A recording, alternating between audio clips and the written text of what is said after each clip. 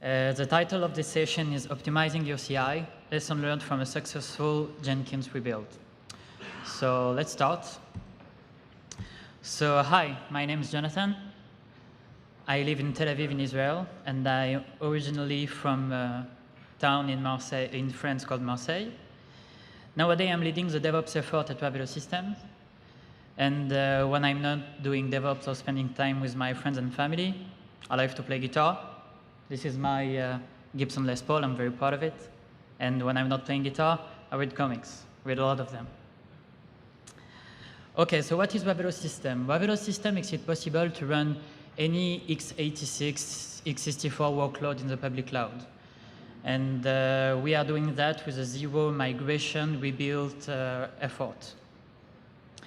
To do so, we've built a high-performance nested hypervisor, overlay networking, and application-centric management, all that accessible through a pay-per-use SaaS platform. In other words, we are providing data center as a service on the public cloud. A few metrics about Ravello Systems. We are 30 developers. We have 7 major projects. And we are using a development methodology which is very close to Kanban.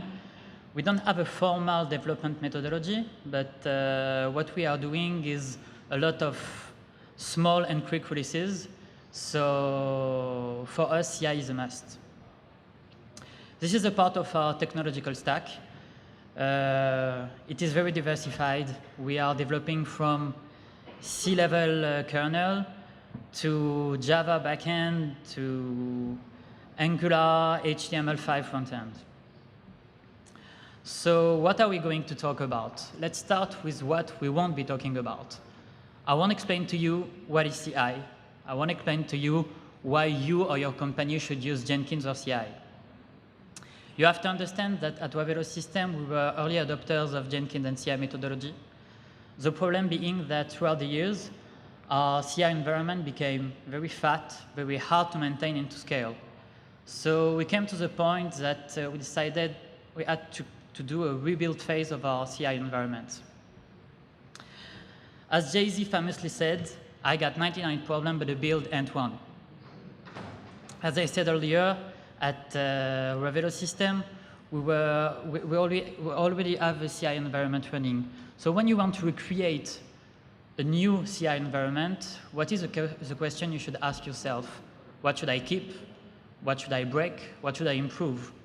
And to find those questions and to find the answer to those questions, the first people we came to were our developers. We got to them and we asked them, okay guys, what can we do to make your life easier when you use Jenkins? And what we receive from them is a list of problems. And what we will go over right now is the main problems we received and which solution, which technology we used to solve those problems. So let's start with the first problem, jobs leftover. When you are running a lot of jobs on a slave and you are not taking care of job leftover after you are running your job, the first thing that will happen is that it will cause full disk. And we all know that when the disk is full on a slave, every job that you run on it will fail. So our first straightforward answer was to use a very famous plugin called Workspace Cleanup plugin. This plugin just removes the workspace from the disk of the slave. But then what do you do when you are using technologies that are not file-based, but are rather cache-based, like Maven or NPM? For such a problem, for such a situation, using the Workspace Cleanup plugin won't be enough. So what you need a new clean environment for every job. Another problem we had was a need of a better resource distribution. Let's have a look at this situation. From one side, we have the backend team. And for the sake of the example, let's say that they have 3 slaves, each slave with 1 executor. On the other side, we have the front-end team. We have only 1 slave with 1 executor. And the yellow thing that you can see below are the jobs of the backend team. So let's start to push the job on the slave of the backend team. And now we arrive to the state that we are waiting for the next available executor. And we have other jobs from the backend team that are waiting in the queue. On the other side, we have the front-end team slave that is empty. Nothing is running on it. So we thought, okay, maybe we can create a common pools of resources And then we'll be able to use the front-end team slave when they don't use it. So this is what we did. And then we continued to run the backend job. But now arrive a front-end team job. And when you are looking at the backend team job, this is a very fat job, a job that is taking a lot of time and a lot of resources. On the other side, the front-end team is a very small job that is taking 3 minutes to run. And when you are looking at this situation, you see that the front-end job will have to wait a lot of time to receive an empty executor to run. Oh. Just a second, sorry.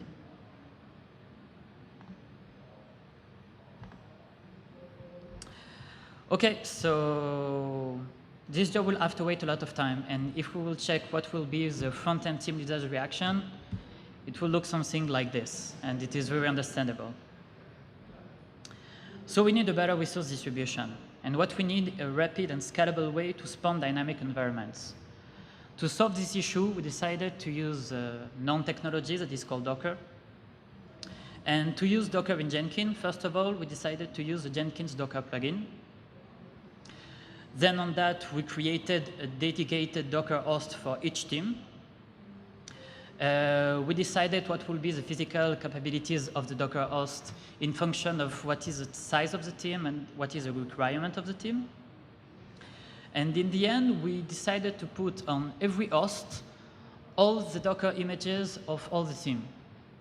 Because in the end, if we have some periods that are more stressful from one team than the other, we'll be able to push the load between the different teams.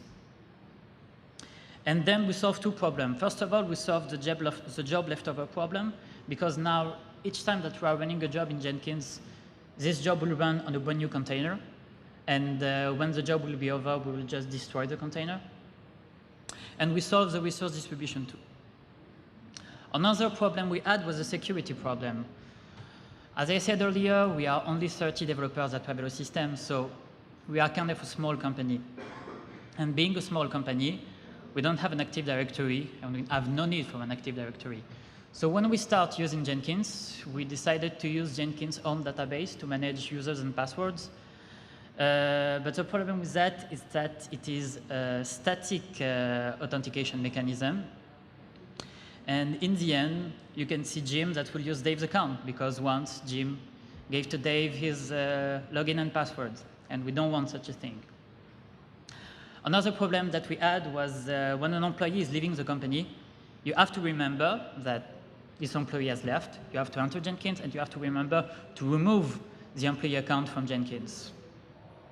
And what other things that's happening once a week is this man that will arrive and will ask you to reset its password in Jenkins. Let's be honest, we don't have time for that. We have some more important things to do. And because at Ravello Systems we are using what we need, it's a third-party dynamic authentication mechanism. And because at Ravello Systems we are using Google Apps for our mail and calendar, we decided to use a plugin called Jenkins Google Login plugin. And with that, we have the possibility to use Google SSO mechanism to authenticate with Jenkins. So right now, when my users want to use Jenkins, they only need to be authenticated to their Gmail account, and they can enter Jenkins and use it. With this plugin, we coupled it with another plugin called Metrics Authorization Strategy. So on the top of the Google authentication, now we have the possibility to manage group of users. Still with the Google SSO authentication, now we have a two-factor authentication, thanks to Google. And in the end, if we want, we are able to open our Jenkins to the world. And that can be really easy in some situations. Now, raise of hand, how many of you are running scripts in your jobs? Yeah, everyone is running scripts in their job, because Jenkins is making it very easy to do. The problem with that is that sometimes you are starting with a very small script that's only doing 3 or 4 lines, but very easy, this script is getting bigger and bigger. And the problem with big script in Jenkins, it is hard to maintain. I think that yesterday I heard someone in a talk that was explaining that when you have a big script in Jenkins, how do you manage it? you are writing it with Notepad++, and you are doing copy-paste in the window in Jenkins, and most of the time you can forget one character here, and your whole build will fail because of this little character. So it's hard to maintain to have big scripts in Jenkins, and it can be easily broken, as I explained. And then when you have sometimes that a job that will be broken because of a script, you will start to run around in your company asking who touched the script. It was working very well a few minutes ago, now it doesn't. So what we decided to do is, first of all, to put your script in revision control. At Ravello Systems, we use GitHub. But now we have another problem, because by default, when you are running a job in Jenkins, Jenkins lets you use one SCM. You cannot use parallelly several SCM. So if your product is in Subversion and your script is in GitHub, you have to choose, what do I pull, my product or my script? So there is a plugin for that. And there is a plugin called Jenkins Multiple SCM plugin. And for us, it solves this issue. OK, so now we found a solution to take care of the script that we are running in the job. But what about the job configuration itself? I'm sure it already happened to several of us that you are changing a job configuration and the job is failing, but you cannot remember what was the value that you changed. So we need a solution for that. And there is a plugin called Jenkins Job Config History. What this plugin is doing, it saves old configuration of jobs. It can let you make a diff between two job configuration. And in the case that you need, you can revert a job configuration. And that's pretty nice. But that's not enough, because all this data is saved on the Jenkins master. What would be good would be if we had the opportunity to save this data outside, let's say in revision control. But there is a plugin for that too. And we coupled the job config history with another plugin that is called Jenkins SCM Sync Configuration. And what is the Jenkins SCM Sync Configuration plugin is doing? It just saves your whole Jenkins configuration in a revision control.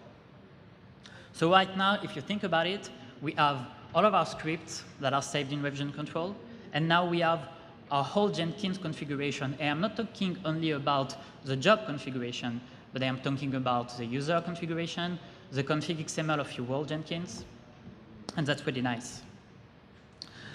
Another need that we discovered along the way, the need to share data between the jobs.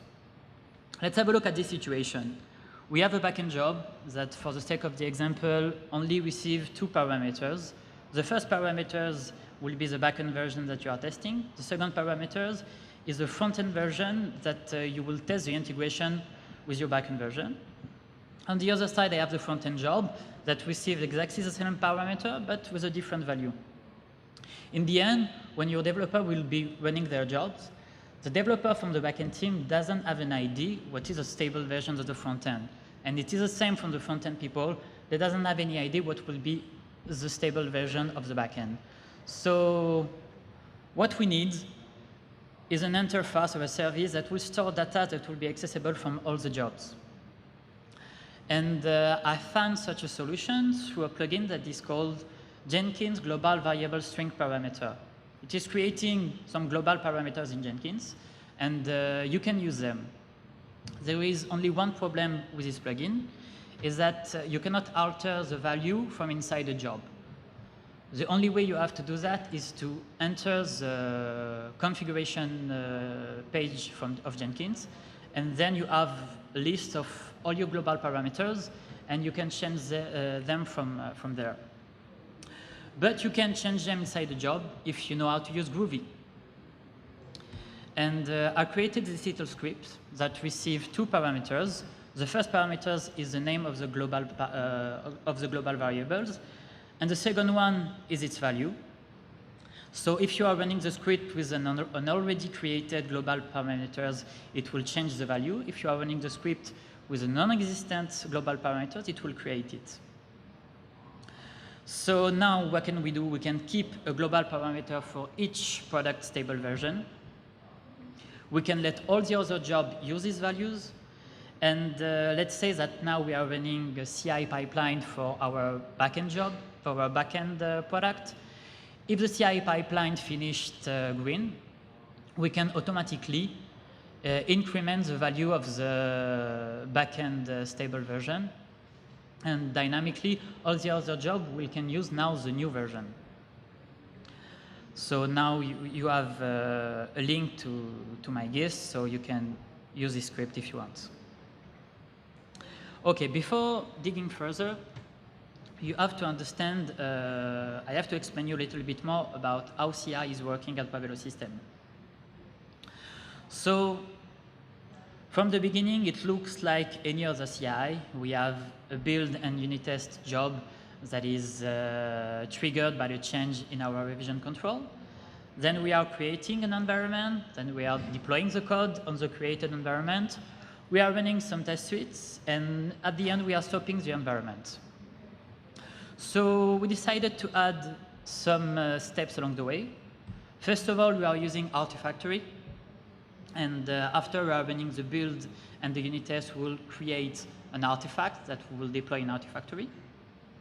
And later on, when we will be on the phase when we are deploying our code of the newly created environment, we will use Artifactory to just pull the artifact from there and then deploy them on our created environment. Another step we add was the log collection step. If you think about it, when you are running CI, and let's say you are running some tests that are failing, what will be your first reaction? To connect to the environment to check the logs, what happens. But when you are running dynamic environment, and let's say you are running a CI pipeline during the night, so it will mean that when you will arrive at the morning at the office, you will have or to create a new environment or to start the environment. And at the end of the day, it can cost some money. On the other end, if before stopping the environment, you are running a little script that will connect to each one of the VM of your environment and will push all the logs in S3, you will only have to download all the logs, and then you can open your log files and investigate them without any need to restart the created environment. But if we are looking at this pipeline and if we are talking about CI, according to me, the real challenge in CI is not in the build part. It's not in the code deployment, or it's not in the test suite. It's in the environment creation. So in order to have a CI environment, we need to create environment dynamically. But as I said earlier, we are Ravello Systems, and we are providing data center as a service. So for us, creating a dynamic environment and maintaining it is what we do best. So yes, we decided to test Ravello Systems on Ravello Systems. And this is what it looked like. This is a screenshot of the Ravello Systems interface. To create an environment on Ravello Systems, you only have to have knowledge on how to use Visio, because the only thing you do is drag and drop. So what you are seeing now is an identical twin of our backend services. And using the Ravello Systems Python SDK or our Ravello Systems Maven plugin, we can dynamically create environments. So, and when you are creating this environment, we can decide if we want to publish it in Amazon, in each region that can we decide in Amazon, or in GCE and likewise. So now all the pieces are ready for our new CI environment. There is only one piece that is missing, is how do we present the CI environment to our developers? Because in the end, what we want is to understand what our developers want.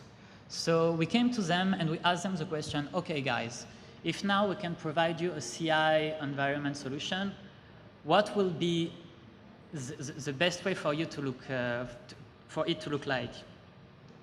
And I know that usually when I talk to people and I say them that I am always asking my developer what they want, the first response that I receive from other people from the DevOps community is developers doesn't know what they want. And usually they will ask you for something, you will put a lot of effort creating it, and when you will deliver it to them, their first response will be, okay, we don't need it anymore, or that wasn't exactly how we imagined it. But I discovered that if you ask all the developers teams in your company, and all the team will ask for the same thing, that usually they will need that thing. So when I asked them how they imagine their CI environment, the response that they gave me was, we need a black box with a button. So when we press the button, it will create an environment, deploy code in the environment, run some tests, and after that, stop the environment. So I told them, okay, guys, that's great. That's this CI environment that we had before, so I don't have to do anything. And then they told me, no, no, no, it's not this easy. We want sometime to be able to only do the create part, when sometime to be able to do the create and deploy, but without the run test and without stopping the environment. What they want was a dynamic CI environment. So we decided to create a job. First of all, our first answer to that was, okay, so we'll just create one job for each combination. But in the end, I'm a lazy DevOps engineer, and I don't like to maintain a lot of jobs. So I said there must be a solution without creating factorial for a job. So we created a job that we called CDRS for create, deploy, run, and stop. And this CDRS job has, as a parameter, a lot of parameters. It can take into account a lot of parameters, and it can be called from a lot of other jobs. But in the end, which is what is make CDRS so cool and specific, it's the fact that because we are using the multi-job plugin, I am letting all the conditional aspect of the job to the plugin. And in the end, if I am looking at my job, I have almost no lines of code in it. And the whole logic will be handled by the multi-job plugin. Okay, so now we have a CI environment and it is running, and my developers are very happy with it. But let's say that now I want to add some other jobs, or I want to change an existing job. Now I am very afraid because I have something that is running and I don't want to change it. It can break. And I would like to be able to improve a job without, first of all, breaking it, or without stopping other people to use it. Right now, CDRS is one of the hottest jobs at Ravello Systems. I have at every given time, I have at least 10 instances of this job. So if I go to my developers and I say to them, okay, guys, from 10 to 14, you won't be able to use CDRS. It's like telling them, okay, guys, from this hour to this hour, Jenkins will be down. And I don't want such a solution. So what I need is a parallel Jenkins environment that will be almost identical to our production Jenkins environment. And on it, I will be able to test my changes on. So if you remember well, first of all, if you remember well, before we talked about the Jenkins SCM sync configuration plugin that is saving my whole Jenkins configuration on the revision control. So what I did, I created a Jenkins environment blueprint on Ravello Systems. So it means that I will have an identical copy of my Jenkins infrastructure on Ravello Systems. And using Ansible, I will first of all make a Git clone of the GitHub repository that on it I have on my, sorry guys. I will make a Git clone of the repositories that have on it all my Jenkins configuration. And then I will just run a little script to change stuff like my production keys or some of the servers, because I don't want my sandbox to be able to deploy stuff in production, of course. And on it, I will run my regular jobs. And this will be a good way for me to test the newly created job on Jenkins. And of course, all that will be orchestrated from my Jenkins production environment. So in the end, it would look like this. Let's say that I am talking about a change that I pushed on one of my scripts. So I will have a job that will detect this change. This job will create a dynamic Jenkins environment on Ravello. I will be able to run my regular jobs on it. And in the end, I will stop the dynamic environment. So this way, I really add nested Jenkins, if you can call it like this. And on it, I'll be able to really test my changes. In the end, this is what my Jenkins sandbox look like. I have a Jenkins master, a Docker host for making it simpler, because in my production environment, I have several Docker hosts, but all the hosts have the same images. Here for the sandbox, I only need one Docker host and an Artifactory server to manage my artifacts. So now, if we compare our old Jenkins environment to the new Jenkins environment, first of all, about the number of jobs. Using jobs like CDRS make me cut a lot of jobs. Now, before we had 137 jobs, and now we are good with only 56 jobs. And we are doing exactly the same thing. We are doing even more things that we could do in our old Jenkins environment. Before we had 10 static slaves, but now we have between 0 and 50 dynamic slaves with Docker. And until now, I never had any performance issue.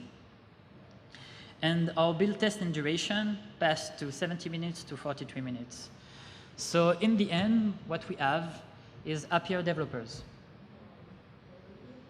So a few things for you to take away on. First of all, always ask your developers how you can make their life easier.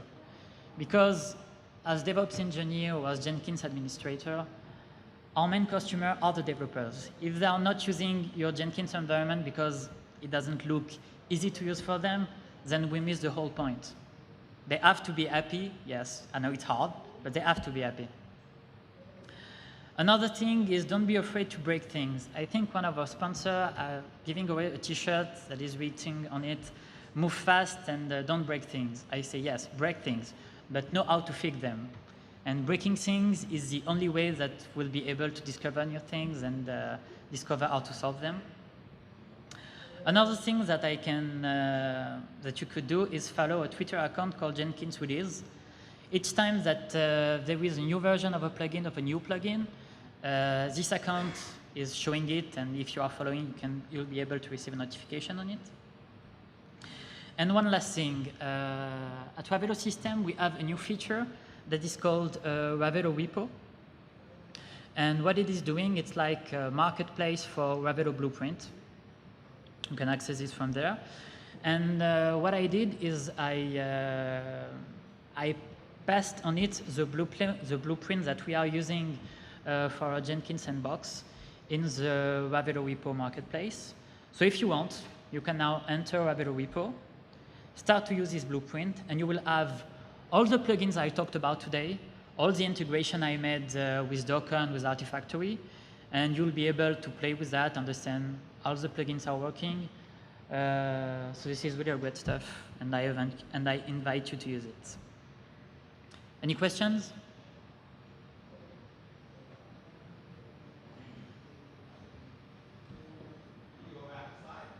Sure. Your Hi. Your Jenkins sandbox, that is running real jobs, is it not? It is running real jobs. Right. And you have your original Jenkins, and that is running real jobs. So don't the two step on each other's toes? No, they don't, because when I explained that the first step that I am doing when I'm bringing up my Jenkins sandbox is running some Ansible playbooks that will alter my my newly created Jenkins environments for them not to be able to step on one another. I will change which servers they usually talk with or which production keys they are using, just exactly for this case, so they won't be able to step on one another. Okay, and then how do you check the results of your sandbox Jenkins? Do you ask the development team? No, you have several ways to do this. What you can do, first of all, is receive notification on the job that you are running, or you can use third-party systems like StatsD and Graphite, so that your sandbox will be able to send metrics, and then you can all watch the graph, define some monitoring above this graph. Sky is the limit. Thank you.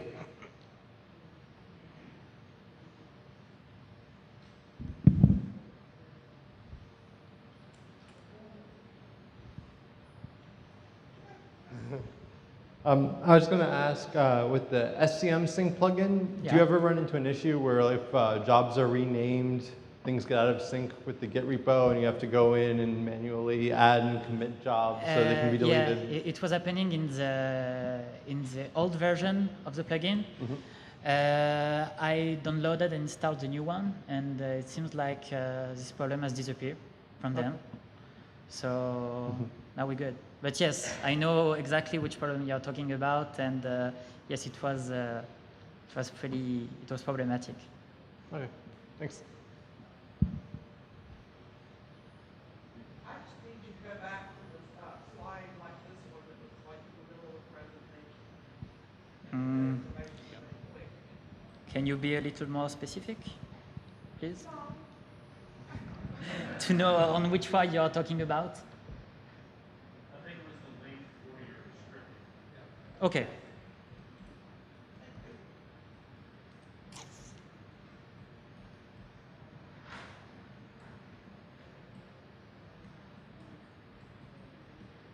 This is the one you are talking about?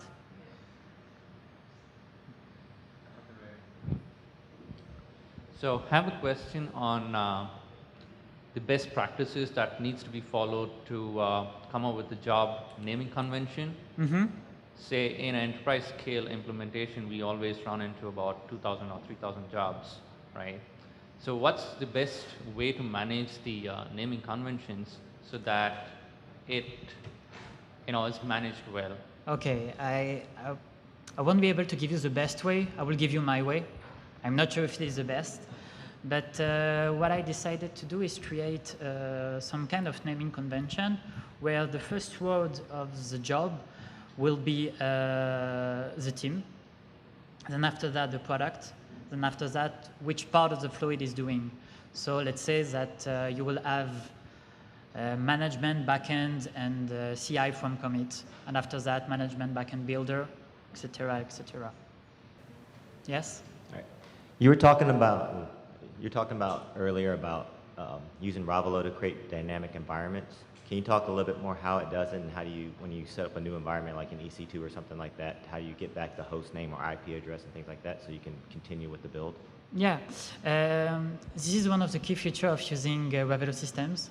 When you create an environment, first of all, you create a blueprint for this environment. And when I created the blueprint of my Jenkins sandbox, all of the servers of the blueprint are using FQDNs, and they have the possibility to have a static IP. So at the end, my blueprint is working like a local subnetwork. So each server has a static IP that doesn't matter if I am using it or you are using it or somebody else is using it.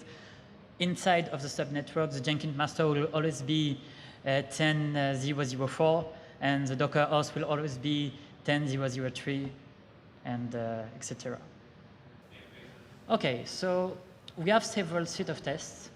When we are running our main CI, we are using an empty database just to check that the features are working between one another.